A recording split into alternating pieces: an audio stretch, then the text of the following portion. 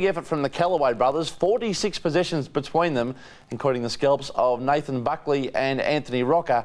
They certainly have taken the next step this year. They're both going to join us now around the grounds from the Richmond rooms with Paul Couch. Yeah, thanks, Hutchie. And look, we've got the Richmond and Collingwood Cup here. Lou Richards and Jack Dyer. What's that mean to you, boys? Oh, it's good. It's always good to knock Collingwood off, and having Jack Dyer and Lou Richards' name on the cup, it's good to win.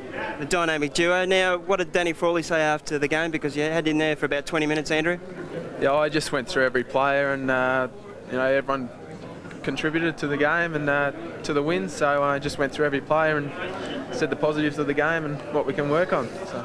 Okay, now you two guys do look alike, but it's Duncan on the left, so we'll start with Duncan and Andrew's on the right. Duncan, a big job this afternoon. You played in the midfield this year. This afternoon you got the job on Nathan Buckley, and you actually outpinned him this afternoon. You had 12 kicks, 10 handballs and 6 marks, as opposed to his 19 possessions. Did you really set yourself all week for a big job on him? Yeah, I knew early in the week I was going to be playing on Bucks, and I was pretty nervous. He's been playing really well this year, so I think all my teammates made it pretty easy, or not easy for me, but made it a lot easier for me today. They did a lot of help. When I lost him, someone would go and pick him up, so yeah, I was happy to go all right. Duncan, it's Peter Bell here. Hey, mate, Billy. I wanted to ask you, look, primarily you've been known as a defender the last few years. This year you've played in the midfield to great success, and I was just wondering if you did any extra work over the pre-season, or is it something you've always been fit enough to play midfield?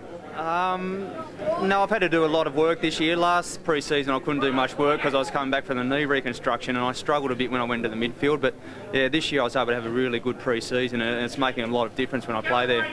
Andrew on the right, 18 kicks, 13 marks and 6 handballs. You had a big job this afternoon on Anthony Rocker. Did you make a deliberate attempt to run off him? And indeed you've had some big scalps also throughout the year. Yeah, I've had a few big jobs, but they just told me to run off as much as I could, and managed to get down and kick a couple of goals, which was good. Andrew, I've also noticed that you seem to be quite happy to play on a smaller player as well as the larger player. How do you go about adjusting to whether you're going to play on a tall player like an Anthony Rocker or a quicker sort of half-forward type player? With the small players, it's probably you just got to know they're going to get the front and squares, get to the contest, and try and stay in front of them, and don't let them kick any goals like the big blokes as well. And we want to ask both of you. Firstly, Andrew, does the success of each other spur you both on? Do you get into each other about your form during the week, and do you take much from the fact that you're both improving at the same rate? Oh, actually, we don't talk about footy much at home or anything like that, so I suppose we're just happy that the team's going well and we're both getting a bit of the ball. Do you live together? Duncan, do you take a fatherly role with young Andrew? Oh yes, I look after him, take good care of him, and it's paying dividends at the moment. Good on you, boys. You've certainly been one of the success stories of the season. Thanks for joining us here with Paul Couch on Around the Grounds. No worries. The Kellaway brothers are Richmond favourites there, and they certainly were terrific this afternoon.